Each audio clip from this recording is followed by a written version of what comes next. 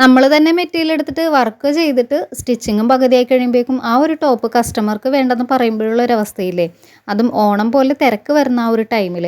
അപ്പോൾ കഴിഞ്ഞ ഓണത്തിനാണെന്നുണ്ടെങ്കിലും എൻ്റെ ഒരു കസ്റ്റമറിന് വേണ്ടി ചെയ്തൊരു വർക്കായിരുന്നു ഇട്ടത്. എൻ്റെ കയ്യിൽ നിന്ന് തന്നെ വന്നൊരു മിസ്റ്റേക്ക് ആയിരുന്നു കേട്ടോ. കാരണം അവരെപ്പോഴും ടോപ്പിലൊക്കെ വർക്ക് ചെയ്യിപ്പിക്കുമ്പോഴേക്കും സ്ക്വയർ ഷേപ്പിലാണ് ചെയ്യിപ്പിക്കാറുള്ളത്. അപ്പോൾ ഈ ഒരു മെറ്റീരിയൽ ആണെന്നുണ്ടെങ്കിലും ഗോൾഡൻ ചെറിയ ത്രെഡിൽ നല്ലൊരു വർക്ക് ചെയ്തോളാൻ പറയപ്പോഴേക്കും ഞാൻ ഇങ്ങനെയാണ് ചെയ്തു വെച്ചത്. പക്ഷേ സ്റ്റിച്ചിങ്ങും കൂടി പകുതിയായി കഴിഞ്ഞപ്പോഴാണ് അവർ ഈ ഒരു പിക്ക് കണ്ടത് കേട്ടോ. പിന്നെ ഈ ഒരു ഷേപ്പിലെ വർക്ക് വേണ്ട, ഇത് തന്നെ സ്ക്വയറിലാക്കി തന്നാൽ മതി, ആ ഒരു സ്ക്വയർ ഷേപ്പിൽ തന്നെ ചെയ്ത് കൊടുത്താൽ മതി എന്ന് പറഞ്ഞുകൊണ്ടിട്ട് പിന്നെ നമ്മൾ ഈ ഒരു മെറ്റീരിയൽ ആണെന്നുണ്ടെങ്കിൽ അന്നേരം ഞാൻ ബൾക്കായിട്ട് മേടിച്ച് വെച്ചേക്കണത് കൊണ്ടിട്ട് പിന്നെ വേറൊരു ടോപ്പ് ഞാൻ ചെയ്ത് കൊടുത്തായിരുന്നു കേട്ടോ. എൻ്റെ അളവിൽ നിന്നും കുറച്ചും കൂടി വലിയ സൈസ് ആയതുകൊണ്ടിട്ട് തന്നെ പിന്നെ അതിൻ്റെ അകത്തിട്ടൊന്ന് വെട്ടിമുറിക്കാനും എനിക്ക് മനസ്സ് വന്നില്ല കേട്ടോ. അതല്ലാന്നുണ്ടെങ്കിൽ അത് ഞാൻ തന്നെ സ്റ്റിച്ച് ചെയ്തെടുത്തായിരുന്നു.